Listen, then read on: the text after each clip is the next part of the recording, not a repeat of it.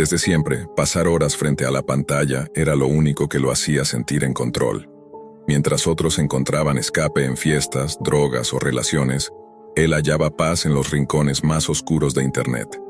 Navegar por la Deep Web no era una aventura para él, era rutina. Un vicio frío, sin emoción, sin propósito, hasta esa noche. Todo empezó con un enlace disfrazado. Un mensaje breve, sin remitente, que apareció entre los foros donde solía perder el tiempo. Acceso autorizado, Departamento de Archivos Federales, solo personal calificado. Por simple curiosidad, desactivó su VPN y usó una máquina virtual limpia. Abrió el enlace y lo que parecía ser una página gubernamental, con logos oficiales y advertencias legales, ocultaba algo más profundo. Tras ingresar 3 capas de cifrado, sospechosamente fáciles para alguien como él, accedió a un directorio llamado Happy Fun Time. El nombre le pareció absurdo, casi infantil, pero lo que encontró fue todo menos inocente. Era un catálogo organizado, meticulosamente clasificado, con material imposible de ignorar. Videos, transmisiones en vivo, listas de espera, todo autenticado. Nada de efectos especiales. Todo real, asesinatos grabados con múltiples ángulos, violaciones transmitidas con comentarios de pago, gente encerrada en habitaciones sin ventanas, esperando su turno frente a cámaras, canibalismo, niños, ancianos, mujeres embarazadas. No eran recreaciones, eran eventos en tiempo real. Y lo más perturbador no era el contenido, sino los miles de espectadores conectados, comentando con emoticonos, donando criptomonedas, aplaudiendo la brutalidad como si fuera entretenimiento de circo. Vomitar no fue suficiente. Gritar no sirvió de nada. El asco se convirtió en furia. En uno de los foros publicó un mensaje cargado de odio. Insultó a los usuarios. Los llamó basura, cobardes, monstruos, escribió. Deberían arder todos con la misma gasolina que usan para sus juegos enfermos. Pasaron apenas segundos antes de que el foro enmudeciera. Luego, un usuario anónimo respondió con una palabra: entendido. A continuación, aparecieron en pantalla su dirección IP, su nombre completo, su ciudad, su calle, su número de apartamento, su lugar de trabajo, incluso el nombre de su madre. El corazón se le paralizó. Cerró la laptop, desenchufó todo, cortó el internet, tiró el router al piso, revisó las ventanas, trabó la puerta, tomó el cuchillo más grande de la cocina y se sentó en la oscuridad, esperando. A las 3:17 de la mañana, la chapa se movió. Ni el más mínimo ruido.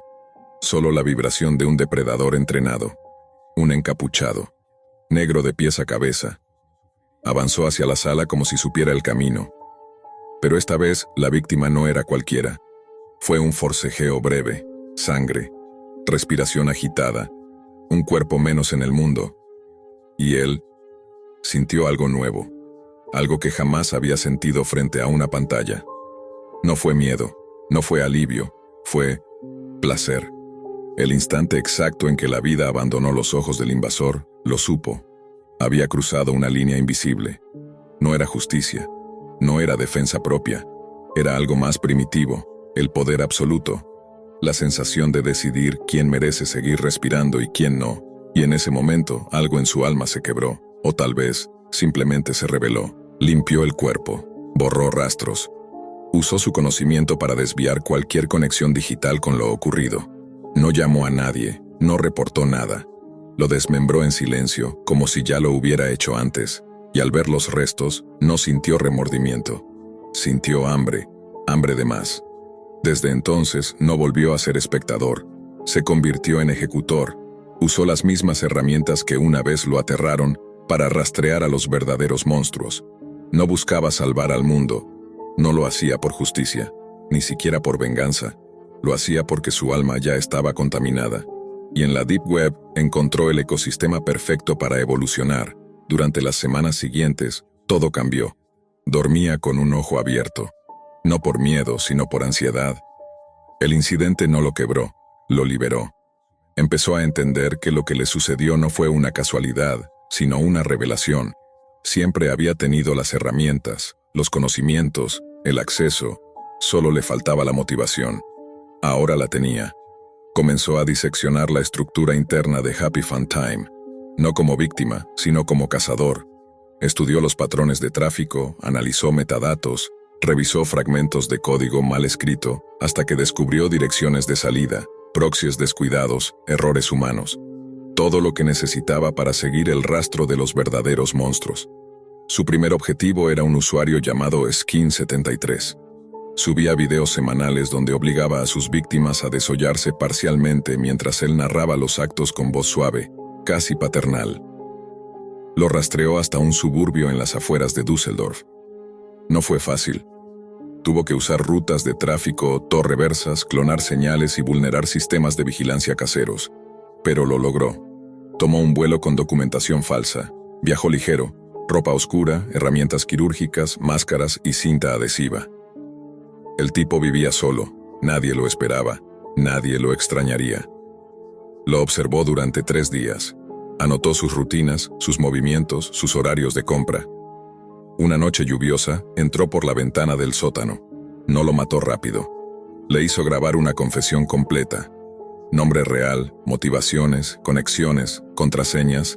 Luego lo obligó a mirar cada uno de sus propios videos, uno por uno, antes de ejecutarlo. Esa vez, el placer fue más profundo, más refinado. Había encontrado su propósito. Y la Deep Web, su mapa. Volvió a casa renovado. Tenía una lista. No la escribió en papel ni la guardó en un archivo. Estaba tatuada mentalmente en su memoria. Era una cacería, y con cada nuevo caso se volvía más metódico, más letal. No dejaba huellas, borraba registros, sembraba pistas falsas. Cada muerte que dejaba atrás parecía un accidente, un suicidio, una desaparición sin importancia. Pero detrás de cada una había un monstruo menos respirando. El siguiente fue Bones Around, un tipo de apariencia común que filmaba peleas a muerte entre mendigos y drogadictos, obligándolos a masacrarse por una dosis. Vivía en Detroit y tenía un sótano lleno de colchones sucios, cámaras en las esquinas y bolsas negras con cuerpos semidescompuestos. Lo encontró durmiendo, drogado. Lo ató a su propia cama y le inyectó algo que lo dejó consciente, pero inmóvil. Luego prendió cada una de las luces, enfocó las cámaras y lo hizo suplicar. El video de su ejecución fue subido al mismo servidor del que provenía su material, con su nickname tatuado en el pecho. Los usuarios creyeron que era una puesta en escena, hasta que otro murió igual, y luego otro, y luego otro. En los foros comenzaron a circular rumores. ¿Vieron el video nuevo de Happy Fun Time? Parece hecho por un imitador, pero se siente real. ¿Y si alguien los está cazando? Lo apodaron The Cleaner. Al principio la comunidad se burlaba. Decían que era marketing viral, que era imposible rastrear a los verdaderos, que nadie podría entrar tan profundo en sus redes sin ser atrapado. Pero entonces uno de los más antiguos del sitio, Papas Pades, dejó de publicar. Y una semana después, su cadáver apareció en un puente de Ucrania con las palabras Happy Fun Time terminó talladas en el torso. La paranoia se apoderó del ecosistema. Usuarios desaparecieron, algunos cerraron cuentas, otros se mudaron a redes aún más secretas, pero él ya estaba adentro. Ya tenía sus rutas. Ya conocía su lenguaje, sus protocolos, sus errores. Era como un virus que aprendió a disfrazarse del sistema. Cada cacería lo llenaba más. Cada confesión que arrancaba, cada aliento que apagaba, lo conectaba con una verdad brutal. Él nunca fue víctima. Solo estaba esperando un detonante. La Deep Web no lo corrompió, lo reveló. Incluso empezó a comunicarse con algunos de los criminales antes de matarlos. No por necesidad, sino por placer, les mandaba mensajes cifrados. Los hacía saber que los estaba observando. A veces se colaba en sus transmisiones y escribía en el chat, «Eres el siguiente». Y cuando lo bloqueaban ya era tarde. Pero con cada paso más profundo comenzó a notar algo inquietante. Algunos de los usuarios más antiguos, con nombres apenas mencionados en foros vetados, parecían no temerle. Incluso lo desafiaban. Le enviaban pistas, retos, fotos de niños encadenados, mujeres desfiguradas, hombres mutilados, con coordenadas escondidas. Era un juego, un mensaje claro. Si te crees tan fuerte, ven por nosotros. Y fue entonces cuando se dio cuenta que había algo más allá, una red dentro de la red. No solo sádicos solitarios, sino una organización, un culto, o algo mucho peor. No solo hacían daño, registraban, clasificaban, archivaban, como si cada asesinato tuviera un propósito más grande, como si fueran parte de un ritual moderno, como si el horror que mostraban tuviera un patrón, y por primera vez desde que mató al primer intruso, sintió algo parecido al miedo. Esa noche no pudo dormir, no por remordimiento, sino por otra sensación más pesada. La certeza de que lo que enfrentaba ahora no era un grupo de degenerados dispersos, sino una entidad organizada, algo estructurado, como una empresa del horror, como una religión, como un culto. Durante semanas trató de rastrear las pistas que esos usuarios antiguos dejaban. Algunos de sus nombres eran simbólicos, casi mitológicos. Mordrake, Lilith Boyd, Cicada Red, The Architect. Cada uno dejaba rastros sutiles en capas cada vez más profundas de la red, fragmentos de audio distorsionados, coordenadas escritas en hexadecimal, imágenes ocultas dentro de GIFs corruptos. Descifrarlo era como meterse en una madriguera sin fondo. Y lo peor, cada paso lo acercaba no solo a ellos, sino también a una parte de sí mismo que ya no podía ignorar. Había dejado de ser un hombre con sed de venganza. Ya no era un ejecutor de monstruos, se había convertido en uno. Para entrar en contacto directo con el círculo interno de Happy Fun Time, necesitaba demostrar su valor. Así que hizo algo que jamás pensó. Transmitió una ejecución en vivo. Tomó a un proxeneta de Europa del Este que había estado vendiendo mujeres en la red, y lo hizo confesar en cámara. No por justicia, sino para generar expectación. Lo torturó lentamente, con precisión quirúrgica. Usó técnicas de grabación que había visto en los peores clips del sitio. Imitó su estilo, su crudeza, su sadismo, y lo ofreció como un tributo. La transmisión fue vista por miles. Y entonces, recibió la invitación, un link, sin palabras, solo un código. Iniciate 97-X. Lo llevó a un sitio oculto, fuera incluso de la Deep Web tradicional. Una red cerrada, casi imposible de rastrear, que operaba bajo protocolos desconocidos. Allí los videos eran distintos, más oscuros, más ritualistas. No se trataba solo de matar. Era una coreografía, sacrificios, máscaras, túnicas, cuerpos disecados como arte, cámaras de tortura diseñadas con una estética enferma. Era un culto, sin lugar a dudas. Y entonces entendió. Happy Fun Time nunca fue un catálogo de sadismo. Era un filtro, una prueba, un túnel de selección para encontrar gente como él. Lo querían reclutar. Lo invitaron a un evento privado, en una ubicación remota. Le ofrecieron recursos, herramientas, poder. Le hablaron en clave. Le dijeron que formara parte de algo eterno. Que su trabajo había sido observado, que ahora podría escalar a un nivel más alto. Aceptó, no por sumisión, sino porque necesitaba conocer la raíz, el origen, la boca del monstruo. Viajó durante 3 días. Le dieron coordenadas por tramos, cambiaban cada cierto tiempo. Lo recogió un auto sin placas en medio del bosque. No hablaron, solo condujeron. La sede era una mansión subterránea, no era sucia ni improvisada. Era elegante, silenciosa, clínicamente construida. Allí conoció a los verdaderos titiriteros, hombres y mujeres vestidos como si fueran parte de una orden religiosa, todos con rostros cubiertos. Ninguno hablaba más de lo necesario. El líder se presentó solo como Eden y le mostró una cámara acorazada con más de 10.000 archivos. Fotos, videos, confesiones, autopsias. Todo organizado meticulosamente, no por morbo, por documentación. No somos sádicos, somos testigos. Observamos la podredumbre humana porque ahí está la verdad. La pureza nace de enfrentar la oscuridad sin temblar. ¿Y el placer?, preguntó él. El placer es un efecto secundario, no nuestra causa. Lo llevaron a un salón central, una niña de no más de 11 años, drogada, atada, rodeada de cámaras. El culto le ofreció hacer la primera ejecución iniciática. Pero él no se movió. Por primera vez en años no supo qué hacer. Algo dentro de él gritaba, no de horror, de furia. Porque entendió que incluso en el centro del mal, él seguía siendo una herramienta.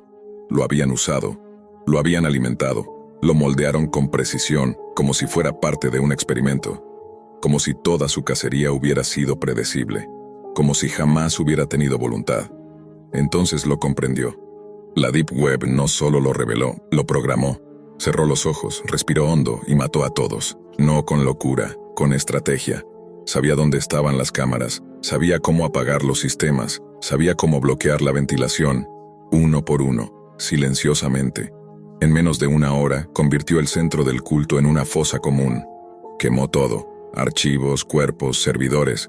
Se llevó solo una copia, el listado completo de los miembros registrados en Happy Fun Time, miles de números, miles de ciudades, gobiernos, empresarios, artistas, jueces, un mapa de horror institucionalizado.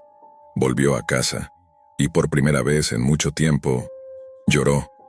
No por lo que hizo, sino porque sabía que no podía detenerse. Había cruzado tantos límites que la vuelta atrás era imposible. El monstruo dentro de él ya no era un invitado, era el dueño. Desde entonces, sus transmisiones son diferentes. No hay gritos, no hay morbo, solo silencio, una voz apagada diciendo, uno menos. Y una ejecución limpia. Uno por uno, los nombres de la lista van desapareciendo. Y aunque miles más se multiplican como plaga en la red, él ya no busca justicia, ni venganza. Solo quiere terminar el trabajo que la Deep Web comenzó. La noche comenzó como tantas otras. Un grupo de 5 amigos en un departamento cualquiera de Buenos Aires. Fede, el más racional. Lucas, amante de las teorías conspirativas. Tomás, el callado. Germán, que siempre filmaba todo como si esperara volverse youtuber algún día. Y Matías. Matías era el imprudente, el que decía que la vida era demasiado corta como para no romper alguna regla. Había traído cervezas, unas papas fritas y su laptop, que abría como quien activa una bomba sin saber si va a estallar. Entre risas, discusiones sin sentido y playlists de Spotify mal armadas, la conversación giró de manera inevitable hacia los rincones oscuros de Internet. Lucas, como era de esperarse, empezó a hablar de conspiraciones, de foros donde se vende uranio, de redes donde se transmite en vivo el tráfico de órganos. Fede lo miraba con escepticismo. Tomás se mantenía al margen y Germán solo grababa con su celular. Pero Matías ya estaba escribiendo Deep Web Access en su teclado. En cuestión de minutos, se conectaron a través de Tor, saltando entre proxies, pasando por varias capas de seguridad. No tardaron en encontrar foros con nombres en ruso, tiendas de armas, documentos falsificados y hasta instrucciones para fabricar bombas caseras. Pero entonces apareció un enlace en rojo, acompañado por un icono que parecía un dado ensangrentado. Blood Games, decía el texto. No tenía descripción, no tenía advertencia, solo un botón, Enter. El sitio tardó en cargar como si lo hiciera a propósito, y cuando finalmente apareció, lo que vieron los dejó en silencio. Una interfaz oscura, minimalista, sin colores llamativos ni efectos llamativos. Solo una serie de ventanas de video, algunas apagadas, otras emitiendo en directo. En una de ellas, una figura encapuchada torturaba a un hombre colgado del techo por los brazos. En otra, una mujer lloraba atada a una silla eléctrica mientras una cuenta regresiva descendía lentamente. Debajo de cada ventana había apuestas. Dinero real, usuarios comentando. Algunos decían 5 minutos, otros apostaban 10 con gritos incluidos. Y cuando el cuerpo colapsaba o dejaba de gritar, se cerraba la transmisión y aparecía un mensaje: paga el que gana, gracias por jugar. Todos se apartaron del teclado, todos, excepto Matías. Esto no puede ser real, murmuró Fede pálido. Es una simulación, intentó convencerse Germán, bajando su celular por primera vez en la noche. Pero Matías no decía nada, solo miraba, hipnotizado. Y luego, hizo clic. Eligió una transmisión cualquiera, un tipo joven encerrado en una jaula de acero oxidado. Apostó que duraría 12 minutos. El tipo resistió 14. Matías perdió. Rieron nerviosamente. Cerraron el sitio. Juraron no volver a hablar del tema, pero ya era tarde. Pasaron los días. Y Matías empezó a cambiar. Se ausentaba más, estaba más callado. Se le notaban las ojeras, las manos temblorosas, la mirada ausente. Ya no se reía como antes, y si alguien preguntaba qué hacía en las noches, solo respondía cosas de internet. Un viernes por la tarde, no fue a clases. Tampoco respondió los mensajes. El sábado, su celular daba apagado. El domingo, su familia lo reportó como desaparecido. La policía revisó su departamento. Su laptop estaba ahí, pero el disco duro había sido arrancado. No había huellas, no había señales de lucha. Solo una hoja impresa pegada en la pared, con una frase escrita en mayúsculas: no se puede salir una vez que entras. Fede, Germán, Lucas y Tomás volvieron a reunirse. Esta vez, sin música, sin cerveza, solo miedo. Decidieron entrar otra vez al sitio. Necesitaban respuestas. Y Blood Games los recibió con los brazos abiertos. Matías tenía un perfil. Lo mostraba todo. Sus apuestas, sus comentarios, su actividad en las últimas semanas. No había dejado de jugar. Incluso había ganado algunas. Su última conexión era de apenas unas horas antes.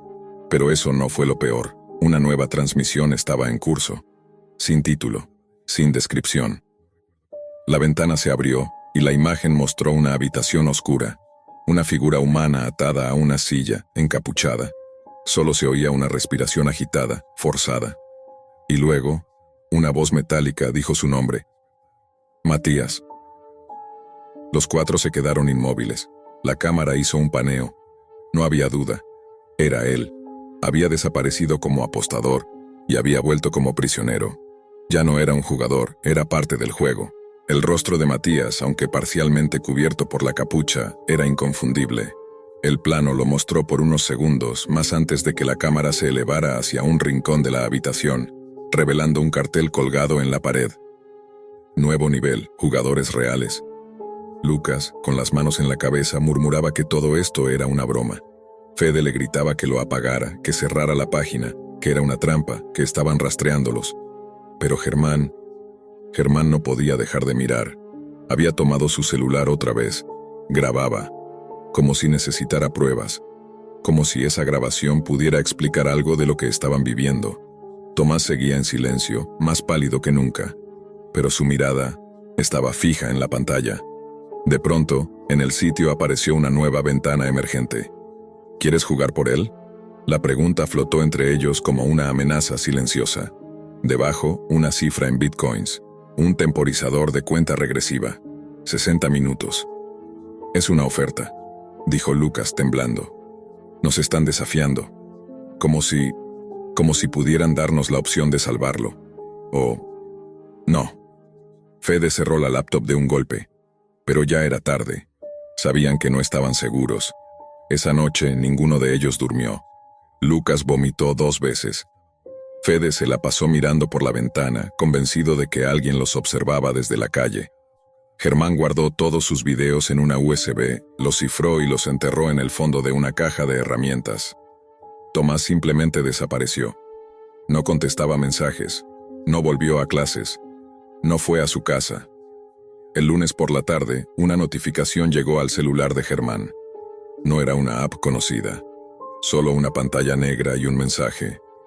Uno más ha caído. Bienvenido a la segunda ronda. Con el corazón latiendo como un tambor de guerra, Germán revisó el sitio. Esta vez no necesitó buscar. Blood Games ya tenía una sección nueva, amigos del jugador, y allí estaban. Las caras de todos, uno por uno. El perfil de Tomás ya no era solo una foto, ahora mostraba una transmisión programada. Comienza en 12 horas. Los demás se reunieron de nuevo, pero ya no había bromas ni teorías. Ahora estaban al borde del colapso. Nos están cazando, dijo Lucas. Nos están arrastrando con Matías, esto es como una trampa. O una cadena, dijo Fede. Cada jugador que cae arrastra al siguiente, cada apuesta es un eslabón. Se pusieron a investigar. Buscaron en foros ocultos, contactaron a usuarios anónimos que hablaban de Blood Games como una leyenda urbana, un mito cibernético. Pero entre los rumores una constante se repetía. Una vez que apostás, aunque sea una vez, aunque pierdas, quedas fichado. El sistema graba tu rostro, tu IP, tu historial, y el juego empieza a jugar contigo. Fede logró contactar con un usuario que se hacía llamar Mr. Ruin, que decía haber participado años atrás. Su respuesta fue breve. El juego nunca fue sobre ganar, fue sobre pertenecer. Cuando entras, ya no sos espectador, sos contenido. Esa frase fue suficiente para hacerlos entender que esto iba más allá de Matías. El sitio no solo mostraba tortura, la producía, la organizaba, la alimentaba. En la madrugada del día siguiente, Germán desapareció. Su teléfono apareció en la entrada de su casa con la pantalla encendida. Solo mostraba un código QR. Cuando Fede lo escaneó, lo redirigió al sitio. Una nueva transmisión, en vivo en 3, 2 dots, 1. Y allí estaba Germán, atado, en una sala distinta. Una luz roja parpadeaba detrás de él. y una voz distorsionada dijo algo que congeló la sangre de Lucas. Bienvenidos a la tercera ronda, participación obligatoria. Una encuesta apareció en pantalla. Preguntaba métodos, duración, premios para el usuario que adivinara con mayor precisión. Ya no era cuestión de mirar. Ahora, les pedían decidir. Una parte de Lucas quería cerrar todo, formatear el disco, salir corriendo, pero la otra quería apostar, y esa era la verdadera trampa, porque el sitio no te obliga, te seduce, te convence de que mirar es distinto a participar, pero participar solo requiere un clic. Distorsionada, dijo algo que congeló la sangre de Lucas. Bienvenidos a la tercera ronda, participación obligatoria. Una encuesta apareció en pantalla, preguntaba métodos, duración, premios para el usuario que adivinara con mayor precisión. Ya no era cuestión de mirar. Ahora les pedían decidir. Una parte de Lucas quería cerrar todo, formatear el disco, salir corriendo. Pero la otra quería apostar. Y esa era la verdadera trampa, porque el sitio no te obliga, te seduce, te convence de que mirar es distinto a participar. Pero participar solo requiere un clic. Fede no supo cuánto tiempo pasó en silencio frente a la pantalla. El botón seguía ahí. Aceptar ejecución. Método libre. Rechazar. Serás reemplazado. El cursor parpadeaba sobre las palabras como una sentencia viva. La voz de Lucas se había desvanecido, pero su imagen seguía fija, mirándolo, como si esperara algo más. No una decisión, un reconocimiento, una rendición. Fede pensó en Matías, en Tomás, en Germán, en lo que quedaba de sus cuerpos, en los gritos que aún resonaban en su memoria como ecos atrapados en las paredes. Pensó en los momentos en los que todavía se sentían invencibles, en el primer clic, en esa jodida noche con cerveza y risas. Y pensó en sí mismo, en lo que era ahora, en lo que le quedaba. Levantó la laptop. Con todas sus fuerzas la estrelló contra el suelo. Una vez, 2, 3, hasta que la carcasa se partió y las teclas volaron como dientes. Luego fue por su celular y lo aplastó contra la pared. Desconectó la luz. Rompió el módem, destruyó todo dispositivo que pudiera escuchar, ver o transmitir. Y por un instante, creyó haberlo logrado. El silencio lo envolvió. Respiró por primera vez sin ese pitido lejano, sin esa opresión constante en el pecho. Hasta que sonó el timbre. 1, 2, 3 veces, insistente, preciso, como un metrónomo. Se acercó a la puerta, miró por la mirilla. Nadie. Solo un paquete negro, cuadrado, con cinta roja cruzada en X. Lo llevó a la cocina. Lo abrió. Era un disco duro externo y un auricular. El disco se activó solo. La TV se encendió sin control remoto. En la pantalla, el logo que había jurado no volver a ver, Blood Games. Y la voz regresó, más clara, más real. Fede, bienvenido a tu transmisión especial. La imagen que apareció lo congeló, su madre, en una silla. En una habitación blanca, despierta, llorando, atada de pies y manos. Negaste tu turno, continuó la voz, pero la ronda no puede detenerse. Participación obligatoria, susurró Fede, como si recitara una oración oscura que había escuchado cientos de veces. La pantalla se dividió en dos. A la izquierda su madre, a la derecha un botón, activar protocolo final. Debajo, solo tú puedes decidir, o lo haces tú, o lo hace el público. Y ellos no son misericordiosos. La cuenta atrás comenzó. 3 horas 0 minutos, 2 horas 59 minutos. Fede gritó, suplicó. Golpeó la TV, cayó de rodillas, pero no podía escapar. Ya no era espectador, ya no era jugador, era parte de la programación.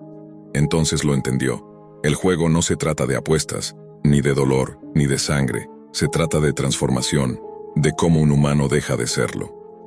Con las manos temblando, conectó el auricular.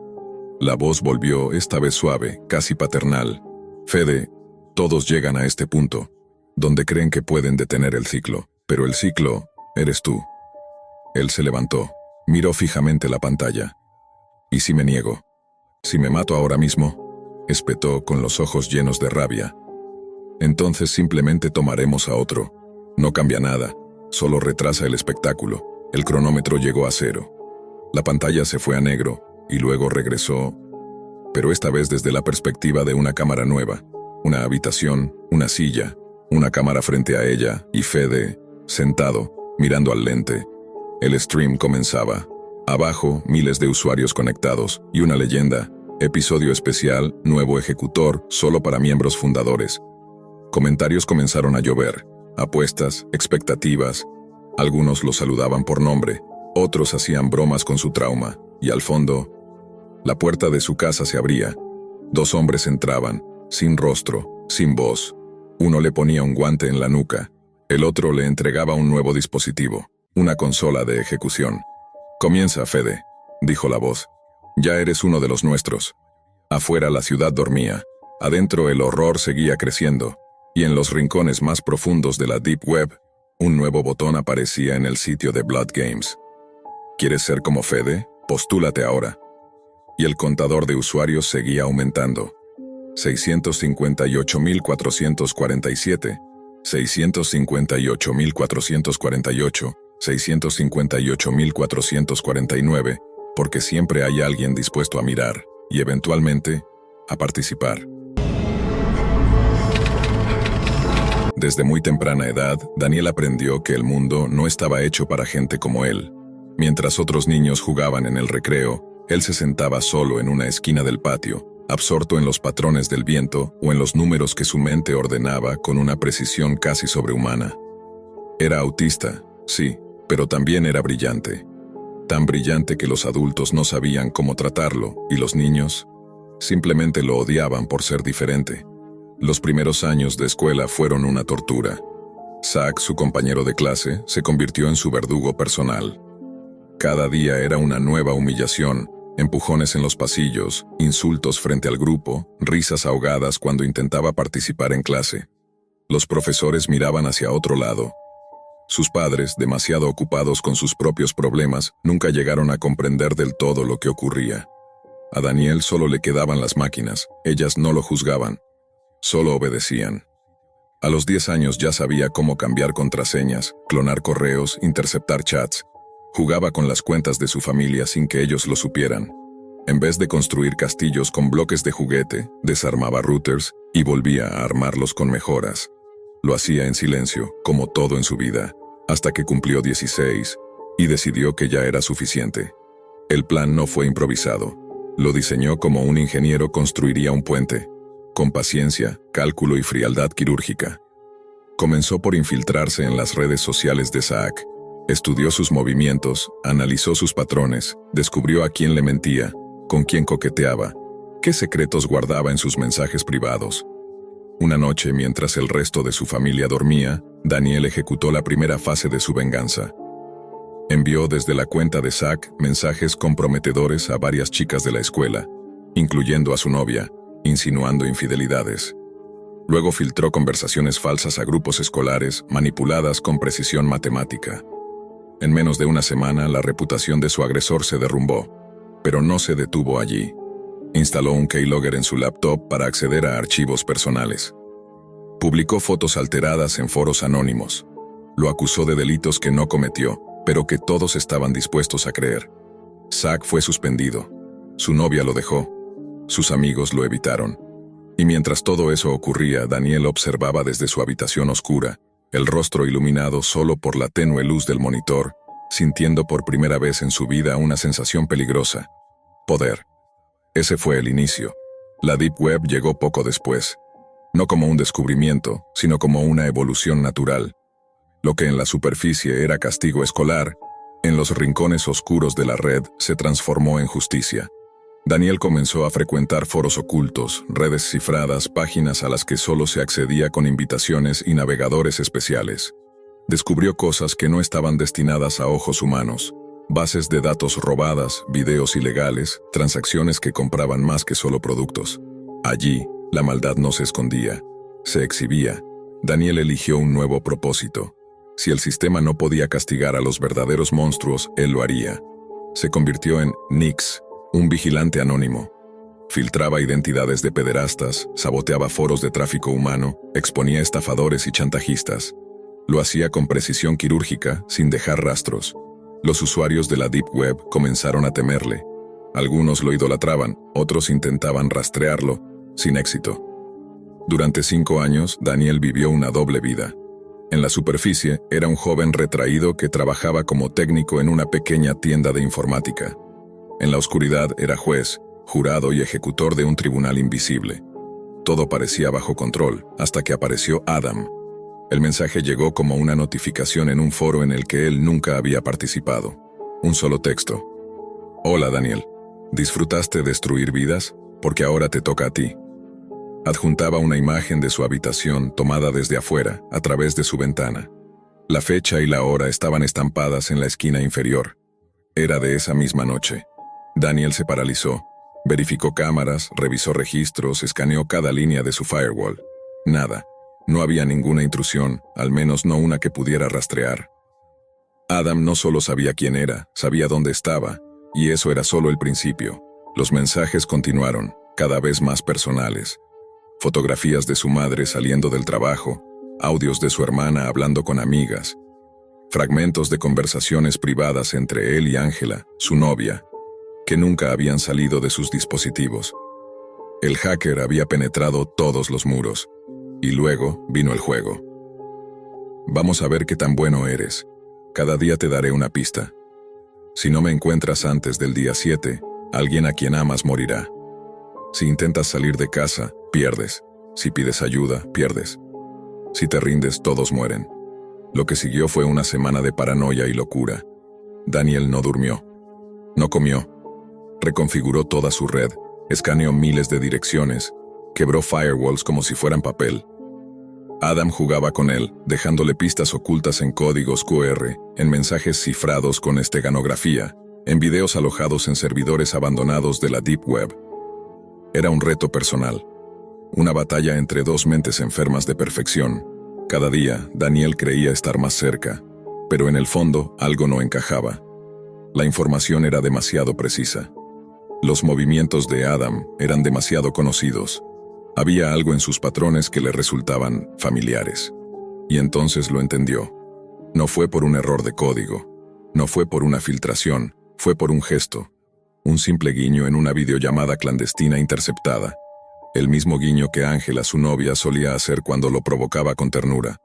Un tic tan sutil como imposible de fingir. Daniel cayó en cuenta. Ella era Adam. El piso se desmoronó bajo sus pies. Ángela no solo lo había traicionado, lo había manipulado, seguido, observado por meses. Lo había llevado hasta ese punto exacto. Lo había hecho creer que el enemigo venía de fuera, cuando siempre había estado en su cama. ¿Por qué? ¿Desde cuándo? ¿Cómo era posible? Las respuestas llegaron rápido y envenenadas. El padre de Ángela era uno de los criminales que Daniel había ayudado a encarcelar años atrás. Un traficante digital de pornografía infantil, dueño de uno de los foros que Daniel había destruido en su cruzada. El mismo que se quitó la vida en prisión 3 semanas después. Ángela lo había buscado desde entonces. Se enamoró de él, solo para destrozarlo desde adentro. Pero la historia no termina ahí. Y la sangre aún no ha sido derramada. Daniel no podía respirar. La habitación se le vino encima como un cubo de concreto. Cerró los ojos por un segundo, esperando que la imagen se disolviera, que fuera una alucinación, un error. Pero no lo era. Ángela, la única persona en la que confiaba, era Adam. Y ahora todo tenía sentido. Su repentino interés por el hacking, las preguntas inocentes sobre su pasado, los silencios prolongados cuando hablaban de justicia. No había sido amor. Había sido una cacería. La siguiente hora fue un torbellino de rabia, confusión y desesperación. Daniel arrancó cables, destruyó discos duros, quemó memorias USB. Nada servía, el daño ya estaba hecho. Ella había visto todo, sabía todo. Lo conocía mejor que nadie. No solo había accedido a sus archivos, había entrado en su mente. Las pistas que lo guiaban por la Deep Web eran ahora una burla cruel.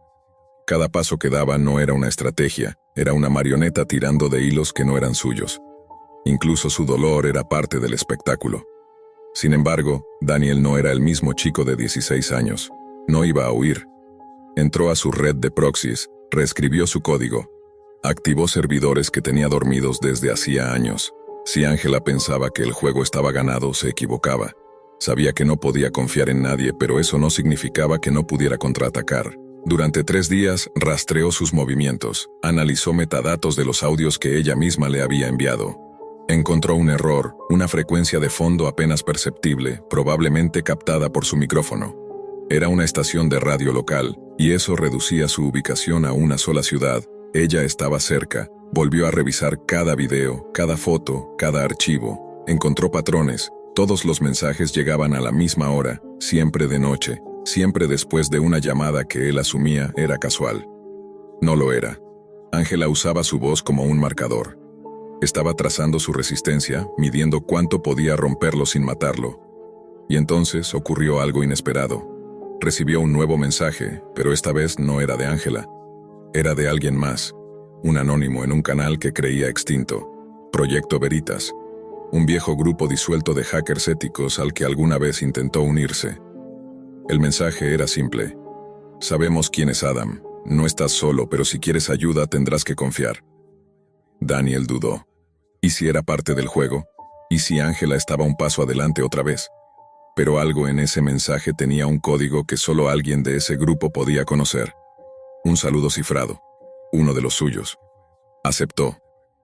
Los días siguientes trabajaron juntos en la oscuridad. Daniel desde su guarida. El grupo desde distintas partes del mundo. Compilaron cada interacción con Ángela. Trazaron rutas digitales, simularon accesos, interceptaron señales.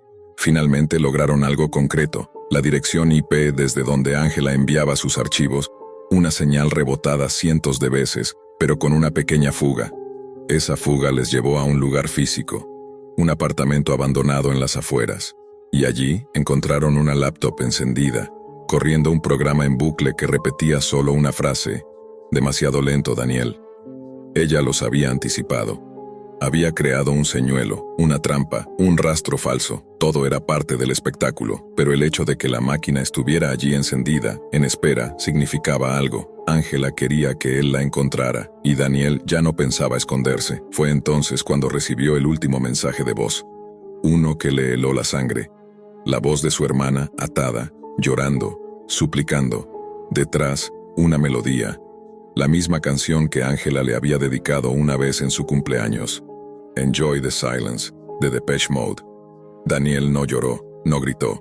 Solo se sentó frente al monitor, respiró profundo y comenzó a escribir el código más importante de su vida. Un virus polimórfico, indetectable, con una sola función: encontrarla, no para matarla, no para hablar, sino para mirarla a los ojos y preguntarle si todo, absolutamente todo, había sido mentira. Y si en algún rincón de ese corazón envenenado aún quedaba algo real. Porque en la Deep Web la verdad no existe, solo las máscaras. Daniel no tenía nada más que perder. Lo entendió mientras miraba aquella pantalla negra llena de código pulsante. Ya no se trataba de justicia, tampoco de venganza. Era algo más primitivo, más doloroso. Era necesidad. La necesidad de entender por qué alguien que lo sostuvo entre sus brazos, que compartió su cama, que le habló de un futuro juntos, ahora amenazaba con destruir todo lo que amaba. Esa pregunta lo arrastraba como un ancla al fondo de su alma, donde la luz no llegaba. Y esa oscuridad, por primera vez, era bienvenida. El virus fue desplegado al amanecer. Era perfecto. Entraba como una petición legítima en redes de enrutamiento que solo un puñado de expertos podía comprender. Fue diseñado para no atacar directamente, sino para observar, replicar, descomponer. El propósito no era destruir, sino localizar. Como una lanza arrojada al vacío, dirigida por la furia y la desesperación. 27 horas después, dio resultado. Ángela estaba escondida en una vieja bodega industrial, oculta tras capas de anonimato, reubicando su señal cada 3 minutos. Pero nadie podía ocultarse eternamente. No de alguien como Daniel. Él fue solo. No llamó a las autoridades. No alertó al grupo. Este final era suyo. Llegó bajo la lluvia, como en las películas, con los ojos rojos, los puños apretados, y un pulso que no temblaba. La puerta oxidada se dio con un empujón, revelando un pasillo de concreto húmedo. Silencio. Solo el sonido de sus pasos. Al fondo, una habitación iluminada con luz blanca y fría. Y allí estaba ella, sentada frente a múltiples pantallas, tranquila, esperándolo. «Te tomó más de lo que pensé», dijo ella sin mirarlo directamente. Daniel no respondió. Solo cerró la puerta tras de sí. ¿Por qué mi hermana? Fue lo único que dijo, su voz ahogada, quebrada. Ángela lo miró. Y por un segundo, solo un segundo, algo en su mirada cambió. No era odio. Era tristeza. Porque necesitaba que sintieras lo que yo sentí, respondió. Que supieras lo que es perder a alguien por culpa de otro, que te preguntaras si tu justicia valía la vida de un inocente. Daniel apretó los dientes. Tu padre era un monstruo, no merecía otra cosa. Mi padre... Ella bajó la mirada. Era muchas cosas, pero también era mi papá y tú me lo arrebataste. Hubo silencio. Solo el zumbido de los monitores llenaba el aire. ¿Y todo lo nuestro?, preguntó Daniel. ¿Era parte del plan? Ella sonrió. No una sonrisa malvada, una rota. Quise que lo fuera, pero no pude. Y eso me dolió más que perder a mi padre. Entonces, con un leve movimiento, Ángela pulsó una tecla. En una de las pantallas apareció un video en vivo, su hermana, ilesa, dormida, en una habitación protegida. Daniel exhaló. No lo sabía, pero había estado conteniendo el aire desde que entró. Nunca la iba a lastimar, solo necesitaba que tú creyeras que sí. ¿Y ahora qué?, dijo él, dando un paso más cerca. Ella lo miró. Las lágrimas le corrían silenciosas por las mejillas. Ahora puedes hacer lo que viniste a hacer. Y puso en su regazo una pistola. Daniel la miró, luego a ella. Era tan fácil, tan tentador, una bala, y todo se acababa. Pero también era el fin de lo poco que le quedaba de humano. Cerró los ojos, respiró hondo, y dejó caer el arma al suelo. No voy a convertir esto en tu final, ese no será tu castigo. Ella levantó la vista, confundida. Entonces, ¿cuál es? Daniel se acercó al teclado. Introdujo un comando que comenzó a borrar todos los archivos de su base de datos, sus herramientas, sus claves, su identidad digital. Tu castigo es vivir, dijo, sin máscaras, sin redes, sin sombras, como todos los demás, como yo tuve que aprender. Se dio la vuelta, caminó hacia la puerta. Y si alguna vez te vuelvo a ver en la Deep Web, no habrá conversación. La dejó sola. Sola con sus pantallas apagándose, con el eco de lo que fue y ya no sería. Esa noche, Daniel caminó bajo la lluvia hasta perderse en las calles. Nadie lo esperaba. Nadie lo buscaba. Había salvado a su hermana, sí, pero había perdido algo que ni la venganza podía devolverle. Su inocencia. El chico que una vez encontró poder en el anonimato. Ahora entendía que no hay red que te proteja de ti mismo, que la Deep Web es solo un reflejo de lo que llevas dentro, y que a veces el peor virus es el que nace del corazón. Todo comenzó con una cuenta en la Deep Web. Todo terminó con sangre, lágrimas, y una promesa que jamás volvería a romperse. Nunca más jugar a ser Dios. No era raro que pasara las madrugadas navegando por foros, leyendo teorías conspirativas, o viendo videos que supuestamente estaban prohibidos en el Internet convencional. Era de esos que no le bastaba con lo que ofrecía la superficie. Necesitaba más. Algo crudo, algo que le provocara esa mezcla de fascinación y repulsión. Así llegó, una noche cualquiera, a la Deep Web. No era la primera vez que exploraba ese lado oculto de Internet. Ya conocía las rutas, Tor, los Onion, los foros que cambiaban de dirección cada mes, los directorios que ocultaban lo peor del alma humana tras enlaces codificados.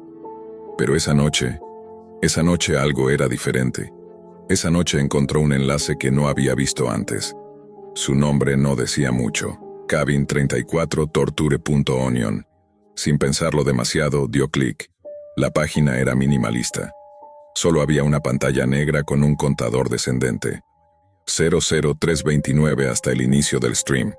Abajo, un mensaje en rojo decía: silencio, discreción, no retrocedas. Por puro morbo, decidió esperar. El conteo llegó a 0. La pantalla se iluminó y la transmisión comenzó. Al principio, solo se veía una luz tambaleante, como de una linterna en medio de la oscuridad. El ruido ambiental era inquietante. Ramas crujiendo, grillos, un viento leve. La cámara era sostenida por alguien que no decía una palabra. Iba caminando por un bosque espeso, sin prisas, como si supiera exactamente a dónde iba. Después de unos minutos de tensión creciente, la figura llegó a una pequeña cabaña de madera, aislada, sin luces encendidas, en mitad de la nada. El intruso no tocó, no preguntó, solo empujó la puerta que cedió con un leve chirrido. En el interior todo estaba en silencio, solo el resplandor de la linterna se movía por las paredes, revelando un espacio rústico pero habitado. Y entonces la cámara enfocó un dormitorio. Una pareja dormía. El hombre y la mujer, ajenos a todo, respiraban tranquilos en una cama vieja. El tipo que sostenía la cámara se acercó despacio, casi sin hacer ruido. Depositó la linterna en una repisa encuadrando perfectamente la escena. Luego sacó algo de su abrigo: cuerda, cinta adhesiva, un cuchillo. El joven que miraba desde su habitación pensó que era un montaje, que debía ser una recreación muy bien hecha, pero algo no cuadraba. Las expresiones, los movimientos, la respiración eran demasiado reales. La escena se volvió infernal cuando el atacante sujetó al hombre y lo ató a una silla. La mujer despertó segundos después, en medio de una pesadilla viviente. Gritó, intentó defenderse, pero fue sometida con brutalidad. El sujeto la amarró al poste de la cama y la amordazó. Nadie escuchó, nadie intervino. Lo que vino después fue una espiral de sadismo. El agresor no solo infligía dolor físico, lo hacía con método, con perversidad quirúrgica. Se movía con frialdad, como si ejecutara un ritual repetido muchas veces. Alternaba entre golpes, cortes, palabras incomprensibles en voz baja. Se detenía, los observaba, los filmaba desde distintos ángulos, como si supiera que tenía una audiencia esperando más. El joven que miraba no pudo apartar la vista. Sentía náuseas, las manos sudorosas, el estómago encogido. Pero no dejaba de mirar. No entendía por qué. Era como si la pantalla lo tuviera hipnotizado, como si mirar fuera parte del castigo. Las torturas tomaron un giro sexual degradante. El atacante parecía disfrutar del horror ajeno, como si cada grito fuera un trofeo. Pasaban los minutos, una hora, más, y el dolor seguía, cada vez más meticuloso. No era solo una escena de violencia, era una ejecución emocional en cámara lenta. Y mientras todo eso sucedía, los comentarios en la transmisión comenzaban a aparecer, uno tras otro. Frases en ruso, árabe, inglés. Muchos solo decían "more" o "next". Algunos dejaban emojis de fuegos, calaveras. Nadie reaccionaba con horror. Era entretenimiento para ellos. El momento final fue abrupto como una cuchillada. El agresor miró directamente a la cámara por primera vez. Su rostro estaba cubierto por una máscara de piel cosida con hilos gruesos. Sostenía un cartel: "Gracias por ver". Y entonces ejecutó a la pareja. Frío, preciso, como quien apaga una vela. La transmisión terminó. La pantalla volvió a negro. El chat se detuvo. La página se cerró sola. El joven, temblando, desconectó el internet, cerró su laptop, la llevó al patio y la destruyó con un martillo. No podía hablar. No podía pensar. Sabía, en lo más profundo de su ser, que eso no fue una actuación, que lo que vio fue real, sangre real, dolor real. Esa noche no durmió. Ni la siguiente, ni muchas después. No hablaba con nadie. Apenas comía. Su celular lo mantenía apagado y cada vez que escuchaba un sonido fuera de lugar, el crujido de la madera, una notificación, el zumbido de un aparato eléctrico, su corazón se disparaba como si estuviera reviviendo la transmisión. Intentó convencerse de que era falso. Buscó foros en la Surface Web, intentó encontrar ese video en alguna parte, incluso quiso denunciarlo. ¿Pero qué iba a decir? ¿Que vio un asesinato real en vivo desde la Deep Web? No tenía capturas, no tenía enlaces, ni siquiera sabía cómo había llegado exactamente a esa página. Todo se había desvanecido en cuanto la transmisión terminó. Una noche, incapaz de dormir, encendió el viejo CPU que usaba antes de su laptop. No quería, pero no pudo resistirse. Había algo dentro de él, como un picor en el cerebro, una necesidad malsana de entender qué fue lo que vio. Volvió a instalar Tor. Volvió a buscar foros, hilos, referencias al Cabin Torture. Nada. Lo más parecido era una serie de leyendas urbanas sobre transmisiones snuff, pero ninguna coincidía con lo que él había presenciado. Hasta que, en un rincón oscuro de un foro cifrado, encontró algo. Un comentario de alguien que decía haber visto el ritual de Cabin también. Era un mensaje breve. Lo vi. Era real. Él los eligió. Desde entonces me observa. No busques más. Sal antes de que te encuentre a ti también. Lo leyó una y otra vez. El usuario estaba marcado como eliminado. Su IP, rastreada a través de múltiples nodos, era imposible de rastrear. Pero algo en ese mensaje le heló la sangre. Él los eligió. ¿Quién? ¿Cómo? A la mañana siguiente encontró en su bandeja de entrada un correo con asunto: gracias por ver. No había remitente. No había contenido. Solo una imagen adjunta. Al abrirla vio una captura de sí mismo frente a la pantalla, en su habitación, la noche que presenció el video. La toma era desde su propia webcam.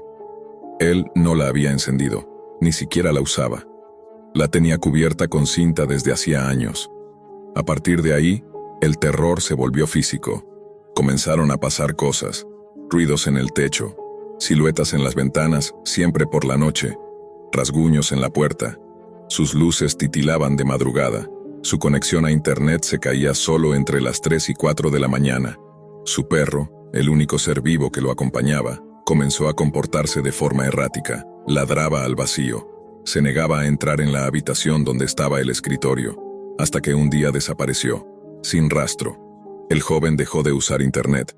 Comenzó a llenar su cuarto de crucifijos, cámaras, sensores de movimiento.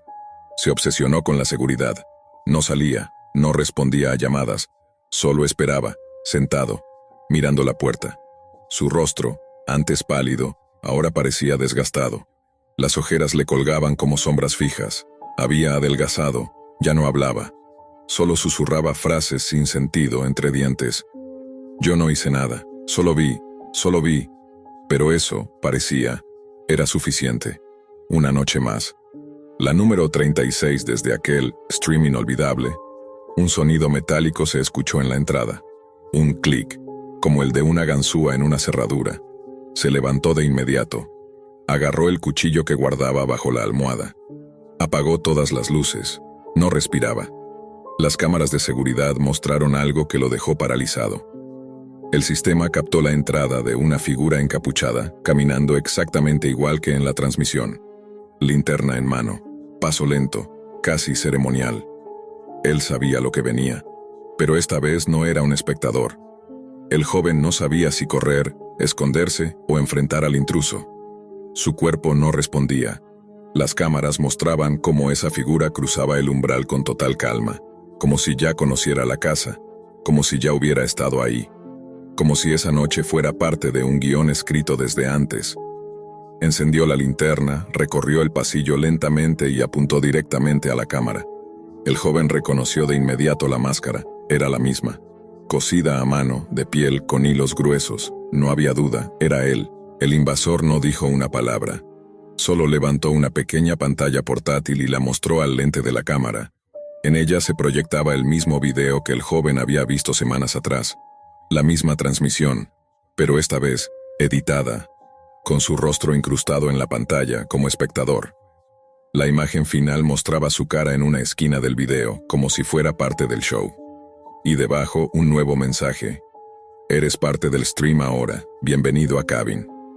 Las luces se apagaron. Los sensores dejaron de funcionar. La transmisión comenzó. Sí, una nueva. Él estaba siendo grabado, en vivo, desde algún lugar. La cámara, que no había notado antes, estaba oculta en el ventilador del techo. En una pantalla cercana, la misma interfaz negra que había visto la primera vez ahora mostraba su dirección, su nombre completo, y un contador de espectadores que aumentaba segundo a segundo. 342 personas mirando. 589. 817. Entraron más figuras por la puerta, 2 más, también enmascarados. Lo sujetaron por los brazos. El joven gritó, forcejeó, pero su resistencia era inútil. En su desesperación alcanzó a decir, por favor, no, yo no hice nada. Y entonces, uno de ellos respondió con una voz completamente distorsionada, como si viniera desde una máquina. Hiciste lo peor, miraste. Lo amarraron a la silla. El mismo escenario. El mismo protocolo. Las cámaras enfocaron desde múltiples ángulos. Alguien en el chat escribió, ahora sí empieza lo bueno. Y así comenzó una transmisión brutal. De esas que se dicen que existen pero nadie puede confirmar. de esas que se susurran en los rincones más oscuros de la Deep Web. El joven entendió, demasiado tarde, que nunca fue un espectador casual. Fue elegido, desde el primer clic, desde la primera mirada. Fue arrastrado a un ciclo perverso del que no hay escape. Horas después, la transmisión se detuvo. La página desapareció. El video no quedó guardado. El joven, también, desapareció. No hubo denuncia. No hubo investigación. Solo una habitación vacía, con marcas de soga en el suelo y una laptop destruida a martillazos. Ningún vecino oyó nada. Ningún familiar preguntó. Porque ya no tenía familia. Ya no tenía nadie. Solo una cosa quedó. En otro rincón del internet oscuro apareció un nuevo enlace. cabin35welcome.onion y bajo él, un mensaje. Gracias por ver. Nos vemos en el próximo episodio.